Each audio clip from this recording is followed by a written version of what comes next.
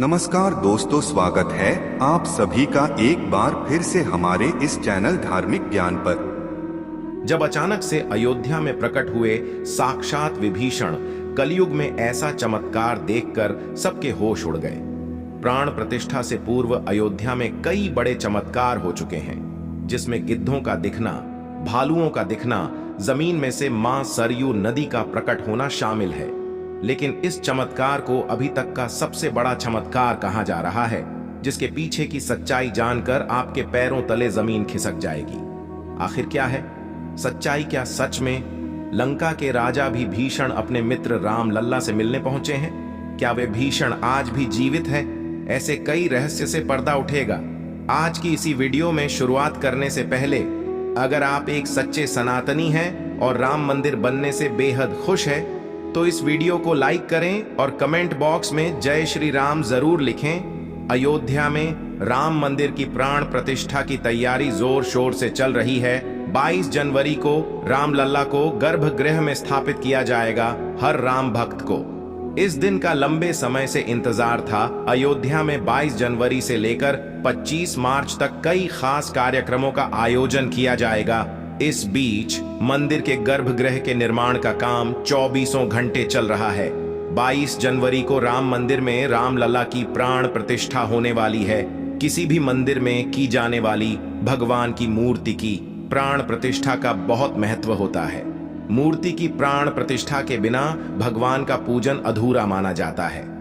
आगे वीडियो में जानते हैं कि प्राण प्रतिष्ठा क्या होती है और जानेंगे विभीषण से राम मंदिर में प्रकट हुए सनातन धर्म में किसी भी मूर्ति की प्राण प्रतिष्ठा बहुत महत्वपूर्ण मानी जाती है।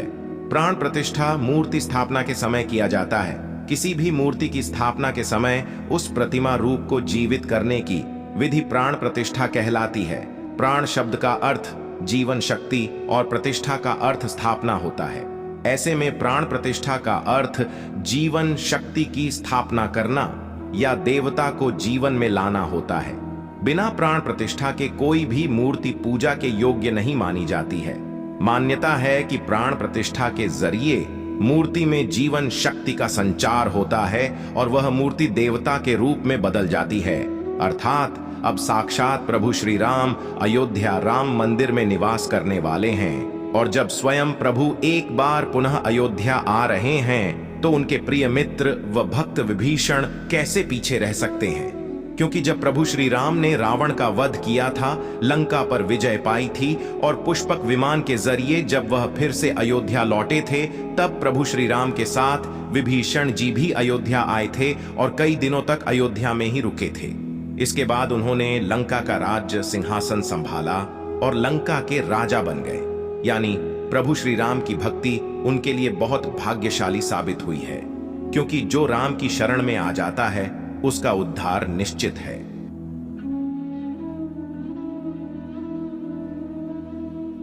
लेकिन क्या विभीषण आज भी जिंदा है?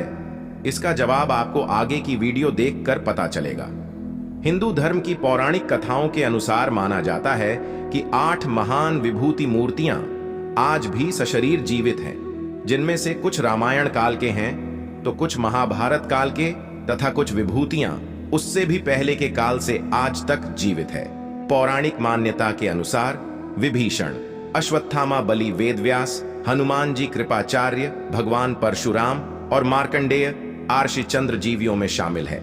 चिरंजीवी का अर्थ होता है जो सृष्टि के अंत तक जीवित रहे और जिसकी उम्र भी न बढ़े, और विभीषण भी इन्हीं चिरंजीव में से एक है जो आज भी इस धरती पर मौजूद है और अनंत काल तक जीवित रहेंगे। लेकिन यह वरदान आखिर उन्हें किसने दिया, यह बड़ा जानने का विषय है। भगवान राम के अनन्य भक्त भी भीषण बाल्यकाल से ही धर्मपरायण रहे। वह अपने बड़े भाई रावण के धर्म विरुद्ध कार्यों का विरोध भी करते थे। उन्होंने लंका युद्ध में भी धर्म का पालन करते हुए भगवान राम का साथ दिया।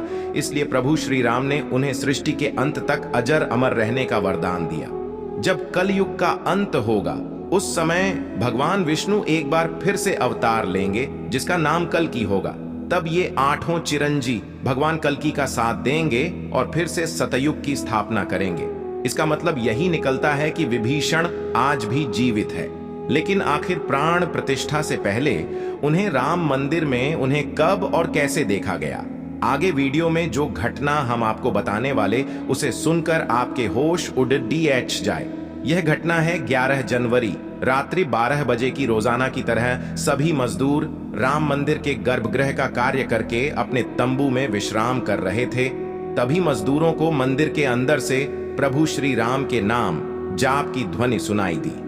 अभी किसी भी अन्य व्यक्ति को रात्रि के समय राम मंदिर में घुसने की अभी अनुमति नहीं है।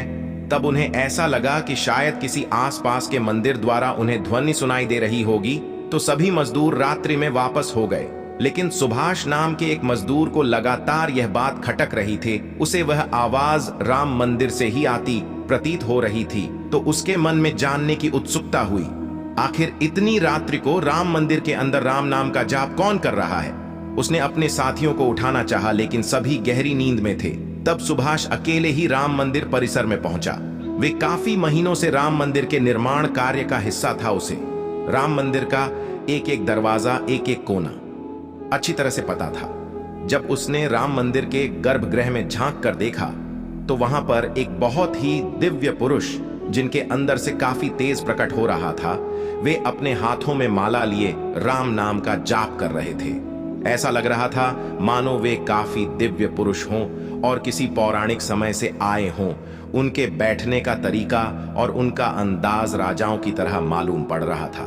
सुभाष यह नजारा देखकर दंग रह गया। इसके बाद सुरेश अपने साथी मजदूरों के पास गया और उन्हें यह सारी सच्चाई बताई।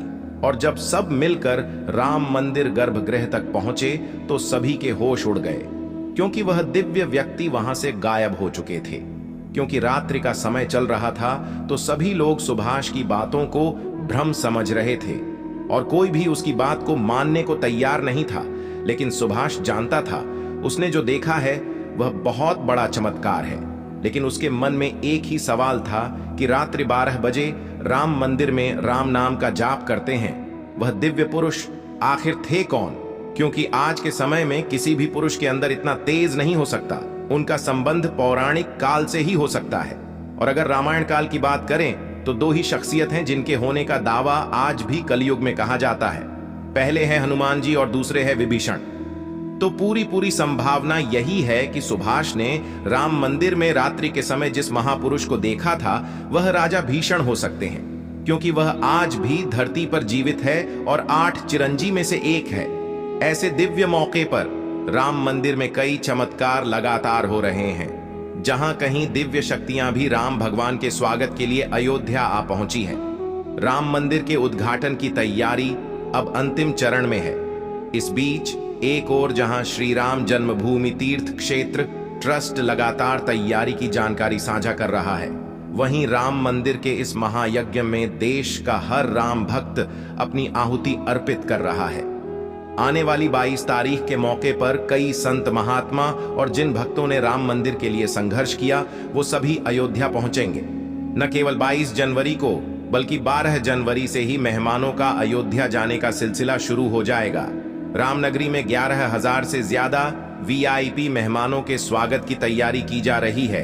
एक समय था जब यही अयोध्या में राम लल्ला टेंट में विराजमान थे। आज पक्का घर सिर्फ राम लल्ला को ही नहीं बल्कि पक्का घर देश के 4 करोड़ गरीबों को भी मिला है।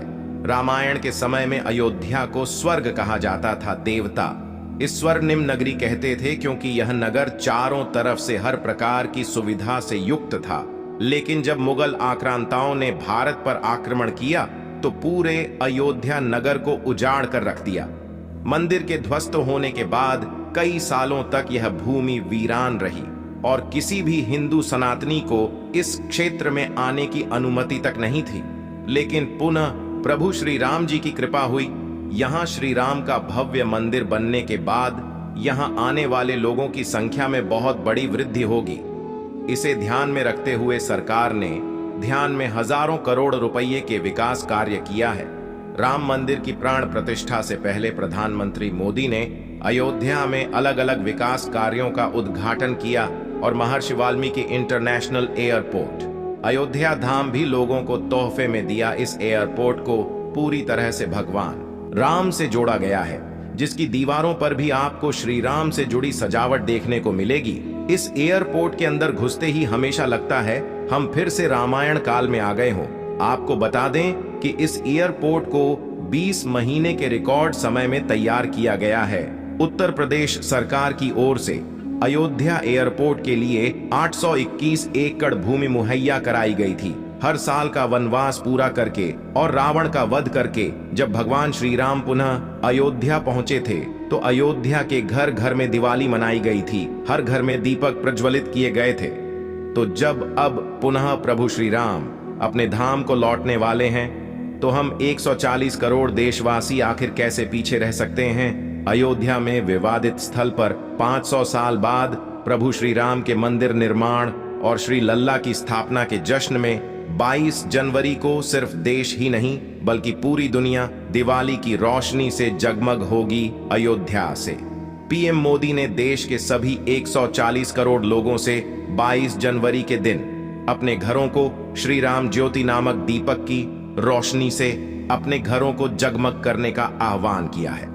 प्रधानमंत्री ने लोगों से हाथ जोड़कर यह प्रार्थना की है कि सभी देशवासी प्रभु श्री राम लल्ला की अयोध्या वापसी के जश्न में अपने अपने घरों को दिए से जगमग कर दें, यानी पूरे देश में इस बार 22 जनवरी को ऊर्जा, आशा, आकांक्षा और उम्मीद और जोश से भरपूर एक नई दिवाली देखने को मिले। ये दिवाली सिर्फ देश ही नहीं बल्कि दुनिया के उन तमाम देशों में भी मनाई जाएगी जहां भारतीय लोग बसे हैं। इसी बीच अब राम मंदिर प्राण प्रतिष्ठा से पहले राम लल्ला के भक्तों के लिए एक और बड़ी खुशखबरी है। दरअसल अब राम लल्ला के गर्भगृह का मुख्य द्वार सोने से बनाया गया है, जो मंदिर के मुख्य द्वार के तौर पर स्थापित कर दिया गया है। राम मंदिर में सोने के दरवाजे की कुछ खासियत भी है। बता दें कि राम लल्ला के गर्भगृह में लगाए गए सोने के दरवाजे पर खूबसूरत नक्काशी की गई है। मंदिर के भूतल पर ऐसे 14 दरवाजे लगने वाले हैं। लेकिन दोस्तों, जब हम राम मंदिर को बंटा हुआ देखते हैं तो हमें बड़ा गर्व होता है कि हम राम मंदिर को अपनी आंखों से बंटा हुआ देख रहे हैं। हमें उस स्थान पर राम मंदिर के अंदर जाने का मौका भी मिलने वाला है। लेकिन एक समय ऐसा भी था जब यहां पर हजारों कार सेवकों ने इस मंदिर के निर्माण के लिए अपने प्राणों का बलिदान दे दिया था। 1528 ईस्वी में श्री राम मंदिर को बाबर के आदेश से उसके सेनापति मीर बाकी ने गिराकर वहां एक मस्जिद बना दी। इसके बाद से हिंदू समाज एक दिन भी चुप नहीं बैठा। वह लगातार इस स्थान को पाने के लिए संघर्ष करता रहा। 23 दिसंबर 1939 को हिंदुओं ने वहां राम लल्ला की मूर्ति स्थापित कर पूजन एवं अखंड कीर्तन शुरू कर दिया।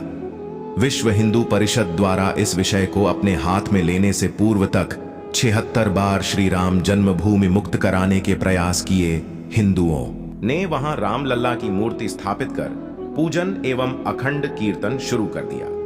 विश्व हिंदू परिषद द्वारा इस विषय को अपने हाथ में लेने से पूर्व तक 76 बार श्री राम जन्मभूमि मुक्त कराने के प्रयास किए हिंदुओं ने किया, जिसमें देश के हर भाग से हजारों नर नारियों का बलिदान हुआ, पर पूर्ण सफलता उन्हें कभी नहीं मिला। भाई 2 नवंबर 1990 को तत्कालीन मुख्यमंत्री मुलायम सिंह यादव की सरकार में कार सेवकों पर पुलिस ने बर्बरता पूर्वक गोलियां चलाई थीं, जो कि सच में एक निंदनीय घटना है।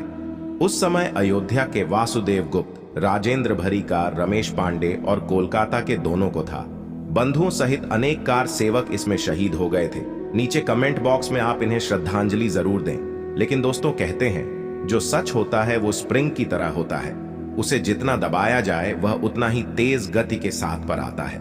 9 नवंबर 2019 का दिल सुनहरे अक्षरों में दर्ज किया गया जब सुप्रीम कोर्ट की 5 जजों वाली बेंच ने ऐतिहासिक फैसला सुनाया और विवादित जमीन हिंदू पक्ष को मिली और 22 जनवरी 2024 को भव्य राम मंदिर के अंदर रामलाल की प्राण प्रतिष्ठा होने वाली है। इस प्राण प्रतिष्ठा के भव्य समारोह में देश विदेश की 11,000 हस्तियों का आमंत्रण दिया गया है। लेकिन दोस्तों, कुछ राजनीतिक दलों ने राम मंदिर के भव्य समारोह में आने का न्योता ठुकरा दिया है। इसके संदर्भ में देशवासियों का कहना है कि दुनिया में देवता और राक्षस दोनों प्रकार के लोग रहते हैं। देवता मंदिर में प्रवेश कर सकते हैं, लेकिन रक्षा मंदिर के अंदर नहीं जाते। जो राजनीतिक दल मंदिर की प्राण प्रतिष्ठा में आने से मना कर रहे हैं, इन्हें राक्षसों के साथ जोड़कर देखना गलत नहीं होगा। जल्द ही राम मंदिर आम जनता के लिए भी खोल दिया जाएगा। राम मंदिर की भव्यता, लोगों के मन में राम मंदिर को लेकर के उत्साह और साथ ही साथ अयोध्या शहर का विस्तार उन सभी बलिदानों की आत्मा को शांति प्रदान करेगा और देश की प्रगति में भी जरूर सहयोग करेगा।